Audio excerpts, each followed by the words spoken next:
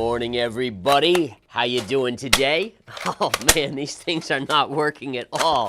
What the heck? You gave me a dud. Oh, my God. Anyways, what's going on, everybody? So Tim behind the camera, he made sure to give me the gun that didn't work. So what can you do? Oh, there we go. How are you all doing today, guys? It is Friday morning. We're having a little fun here at Verified Investing Studios.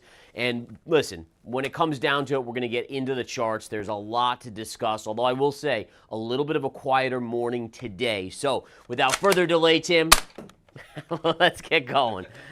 All right. So first and foremost, markets are upticking just a little bit. And again, what we're looking at here is the overnight action was down a little bit. And you can see that's just gentle float. The first thing I want to make clear is that this week has been probably the lightest volume week in years for the stock market. Now, considering the stock market's been rallying, that's pretty remarkable because in general, you'd assume, oh, wow, there's a lot of buyers pushing up the market. But it's actually the opposite. Yes, there are buyers, but there's just no sellers, and meaning institutions are not buying. It's retail. And again, at the same point, institutions are more than happy to let the retail crowd float the market up. So again, S&P 500 slowly inching up. We're up slightly on the day. Not a big move, just ever so slight.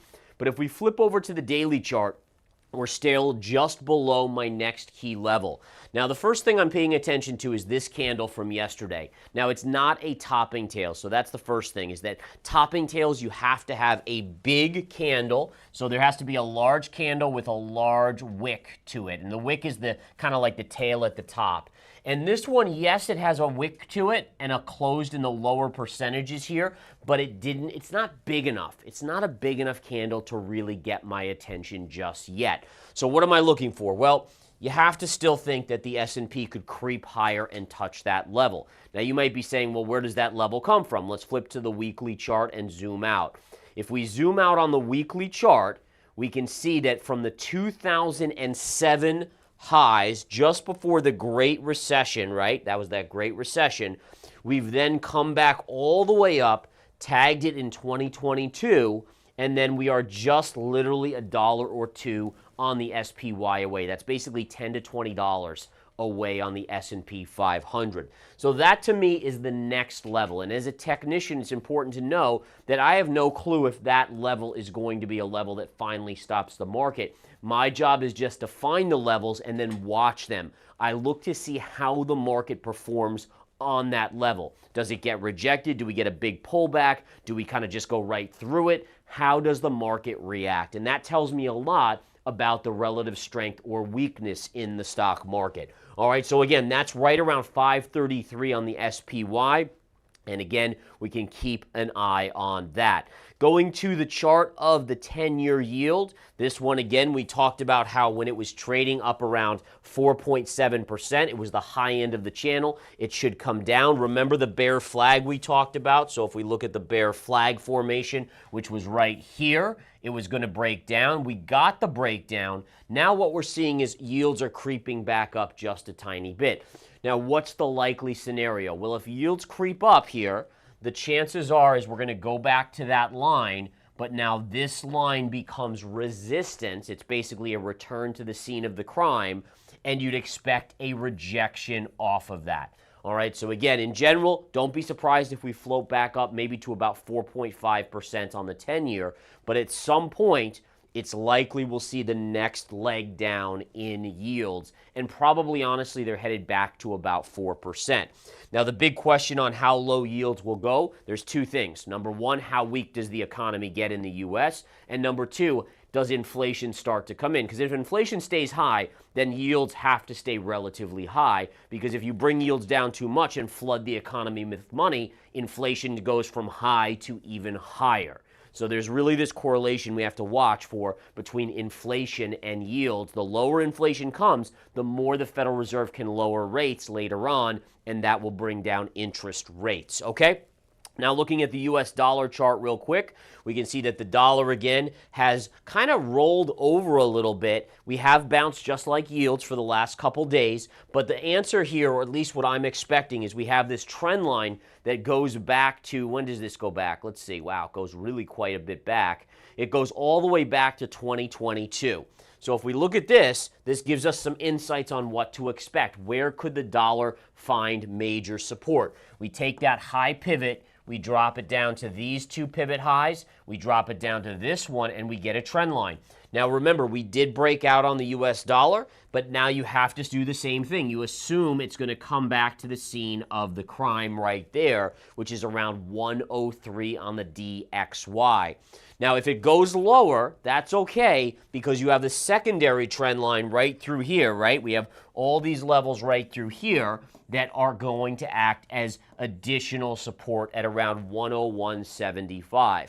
Now, the one thing I will say is if this lower line gets taken out, then the dollar is in trouble. But as long as it's coming into this level and then below that it has additional support at that level, at some point you would assume another push to the upside there. If it breaks, watch out below. That's basically what you would expect. Okay. Let's go on here. Let's take a look at the NASDAQ 100. The NASDAQ 100 did pierce a key level yesterday, but by the end of the day, it came back in. What we can do here on the chart is take the high from 2021. This was that former all-time high, right? So if we look at that level right there, we go all the way over to the 2022 highs. Yesterday, we pierced the level, but by the end of the day, we had sold off back below the level. So this is a level, just like we were talking about with the S&P, where the S&P, we haven't hit it yet, but I said I would watch it very closely if it hits it. How does it react? What does it do? Does it push through? Does it pull back? What's the price action? Now, what the difference is here is that the QQQ, the NASDAQ 100, has hit and pierced this level, but closed below. That gives me a little bit of a window into the price action. I still have to watch how it behaves today as well as next week, especially going into NVIDIA's earnings. But again, this is something now that we're very closely honing into on the NASDAQ 100. All right, in terms of stocks and earnings, we had Take-Two Interactive and Applied Materials. Those were the two stocks that had earnings yesterday after the bell.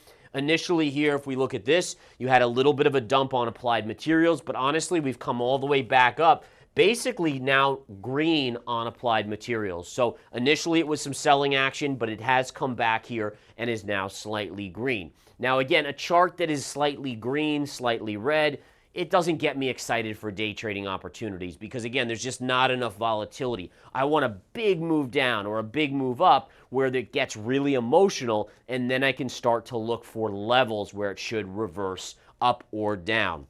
Next up, if we take a look at Take-Two Interactive, I think this one as well was TT was there. I think that's, let me type that in. There we go. Take-Two Interactive was much the same, right? What we saw here was a big drop initially on earnings, but then price has recovered and we're basically flat again. So today is a day where, interestingly enough, at least for the big names that reported earnings, there's not a whole lot of price action. And again, I would just draw your attention to next week. There will be a few earnings. One of my favorites personally is Zoom, which reports Monday after the close. Who the heck knows what it does, but what I do know is that it's trading at the lower end of the range with $7 billion in cash. Again, it's about a $19 billion company, so that's a hefty amount of cash. And it is trading at a forward PE of only about 12. So it seems cheap to me. Doesn't mean they're going to have a good earnings report, but it's certainly on the interesting side. And by the way, I just want to show that chart. Let's go to the Zoom chart real quick and kind of highlight this. But if we go to the weekly chart, look at where Zoom was back in 2020 and 2021. I mean, we were talking about a $300, $400, $500 stock. Look at where it's come down. It's got this little tight range here, and I'll zoom in on this so that we can really see what is going on. But if we zoom in on this little channel here, you can see that, again, it's kind of been just chopping sideways in this lower range. For me on Zoom, I'm watching for a break above 68. You get above 68, you get a breakout of the chart. And you can see, again, you have the lows here, and you have the highs, which are all connected on a down-sloping trend line right here, right here, right here, and here. So very clearly, if we come up here, we want to see that breakout to the upside and get this thing going. Not a lot of stocks near their lows, in all fairness. There's very, very few. And honestly, what we're seeing is this is pretty wild stuff, but so many of these meme stocks are now collapsing. Like GameStop is down huge today, but new ones are running, and it is honestly remarkable to see some of the price action in these stocks. Speaking of GameStop, guys, this is just a reminder. I have nothing against anyone that wants to play the meme stocks. Just remember, the party does stop. The music stops, and you don't want to be left holding the bag. And what I mean by that is we're basically trading below $22 on GameStop right now. And if we just go back to, I think, early this week, right? Just literally a few days ago, this was trading up to $80. So $80 in a few days, it's back to basically $22. Now, I do have a couple levels I'm watching, 1850 to 1750. There might be a bounce level there, but again, just a bounce, as I ultimately think this thing is eventually going back down. Same thing with AMC, same thing with most of these. Again, this is what back in the olden days when there was penny stocks out there, people used to do these pump and dumps. By the way, a lot of what Jordan Belfort did back in Wolf of Wall Street was this kind of thing. He just didn't have the internet to do it. He had to have people on the phones doing it. So it's technology changing, and interestingly enough, social media has made it so that pump and dumps can be done over social media and reach millions more people much easier, and that's why you get some of these insane moves. Again, look at some of the moves in some of these stocks. FFIV, one of them that's just been absolutely insane here. And if I bring that up, it's trading at $2.78. Again, this was a 5-cent stock a couple days ago. What is that, like 5,000% move? Now, again, is this eventually going to collapse? Probably. In fact, not just probably, I mean, high probability, yes. But again, it just shows you that the momentum on Reddit can pump these things to insane levels, like remarkable levels. Okay, so again, guys, I mean, this is some pretty crazy stuff going on here. There's new ones every day being pushed on there, and honestly, as long as you're not last out, you want to be in basically the first 50% out probably.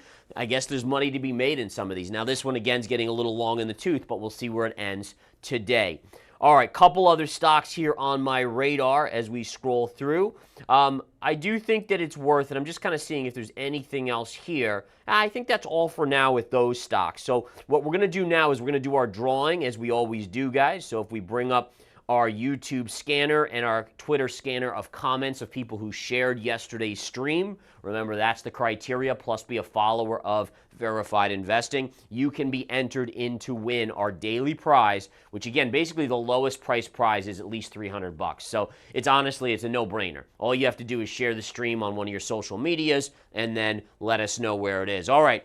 Buzz Nightmare 1313. I love that, by the way. Buzz Lightyear, take off on that, I'm assuming. Buzz Nightmare 1313. Congratulations, one free year of NordVPN. Thank you, NordVPN, for giving us that. Now, as long as we got time here, guys, let's go right over here and let's spin the magic wheel of appreciation. And let's see what we get, what will be won on Monday.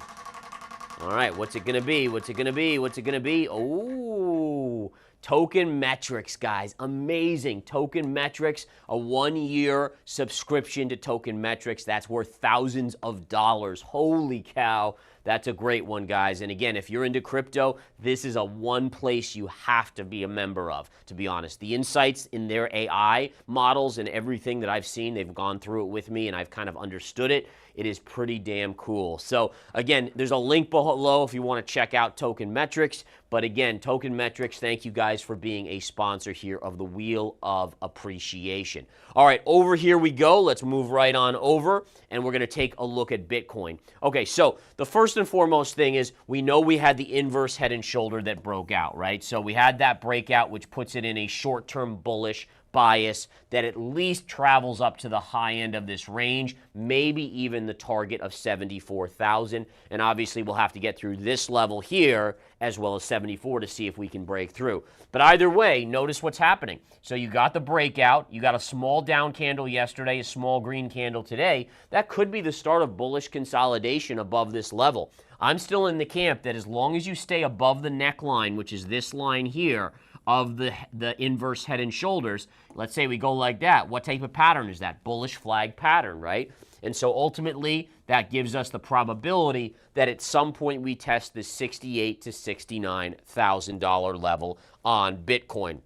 Now, just going to a couple other charts here in the crypto sphere. Solana pushing up beautifully, guys. I do have a resistance level that I'm eyeing on Solana. It's just above 170, and then a secondary level here as well. I just want to show you guys this one. This one's a pretty good one as well. So again, as these things move up, for me, I'm not chasing Solana up here, right? I mean, it's just not my style. I don't like to chase. I want to be on the first, when the level hits, whether it's support, I buy, whether it's resistance, I short. And for me, the best level here, and again, there might be some levels just below, like in this range, but this level up here, notice there's a parallel line here, here, here, all the way down to these levels. And if you take this high, it goes right through these lows, and that's a parallel line. So this line here is parallel to this line, and that gives us this line here, which is right around, just honestly, it's around 195 to 200. So there's a possibility we could get up to those levels.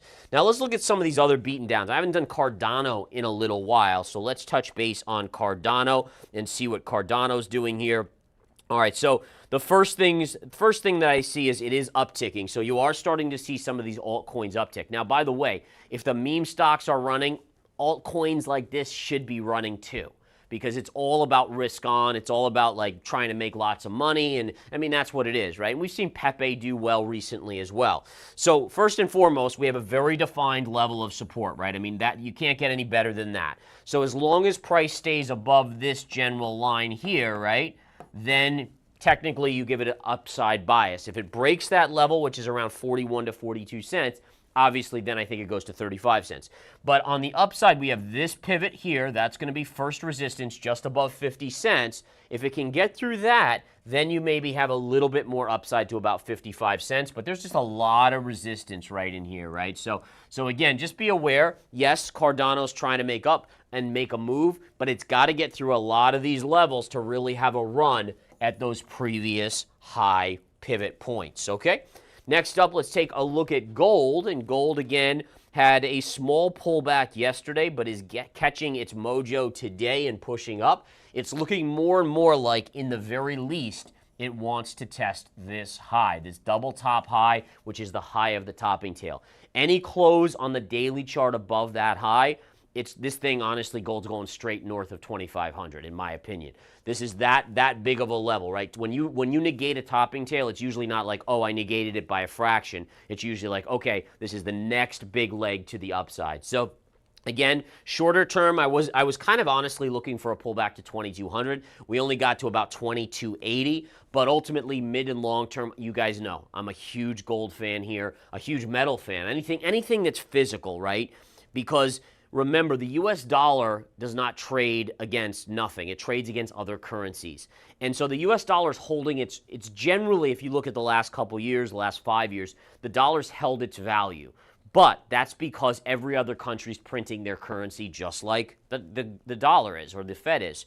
So what that tells us is that hard assets that are scarce, gold, platinum, palladium, silver, etc., those should just continue to go up as long as the other all these other currencies are being printed. So just a reminder on that. I think that's an important reminder. I think a lot of people assume, oh, if the dollar stays strong, gold's not going to go up. No, because they're all gold. The dollar stays strong because they're printing yen, they're printing euro, they're printing all of those as well, and it's based off of those other currencies. Gold is not, and so gold should still go up in that situation. All right, looking at silver, guys. Holy cow, this is big on silver. Can it close above $30 today? This is a huge, huge technical level. Now, it hasn't done it yet, but again, you can't deny that we have now a hit with 3 hits, and here's a 4th, and we're above $30. Watch this closely. We close above and confirm on Monday. Honestly, I think silver goes almost straight to $35, then $37.50, and eventually $50 an ounce. A lot of potential upside if it can confirm above this level. Couple other things just to briefly go over here, guys. Looking at the crude oil chart, it's just holding on to technical support still, but please understand, you should all by now, if you followed my streams for a period of time here, we should all know what this pattern is, right? I mean, it's about as clear as day. Now, again, does that guarantee a down move? No, it doesn't guarantee it, but it certainly pushes the probabilities of it heavily in the favor, right? Probably 75% chance that oil is going to break down in the not too distant future.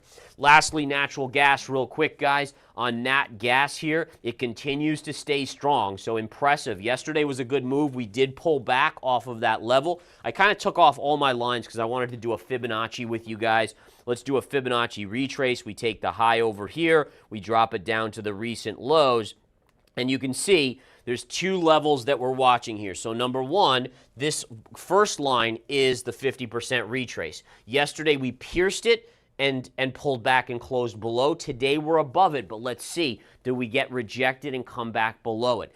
If we close above it, it likely signals a move up to the 618 Fibonacci, which is right up here at around $2.85. Interestingly enough, that level's kind of right around here as well, which would be a secondary pivot point. But ultimately, I want to see, natural gas is very volatile. I've seen it go up and down significantly intraday, and I want to watch to see where it closes today. Does it hold the 50 or does it close above the 50% retrace? If it closes above again, then I think probabilities favor at least a move up to about 285, which honestly is only 15 more cents on it. It's not that big of a deal.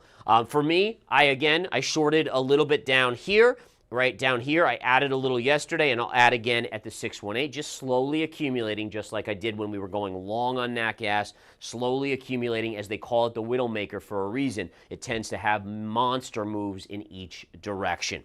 All right, guys, so listen, it has been quite the week. In fact, I am borderline exhausted from this week, but I am here every morning at 9 a.m. Monday through Friday to make sure that you guys get your information and your updates and your technical analysis, and hopefully a lot of education. I think education is the most important thing that I give you guys. So thank you so much for a wonderful week. Thank you so much for tuning in, and I'm proud that we can do the Wheel of Appreciation for you guys so that you guys can at least get some payback for spending your time here with us every morning for about 20 to 25 minutes. On that note, go have a good weekend.